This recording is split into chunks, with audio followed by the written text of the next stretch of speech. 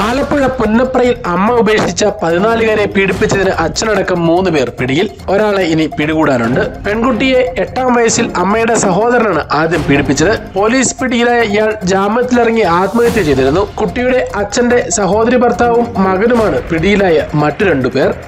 Kozhikode town police സ്റ്റേഷനിലെ SI ഷാഫിക്ക് കുത്തേറ്റു. SIയെ ആക്രമിച്ച west hill സ്വദേശിയും നിരവധി കേസുകളിലെ പ്രതിയുമായ പ്രമോദ് പിടിയിലായി.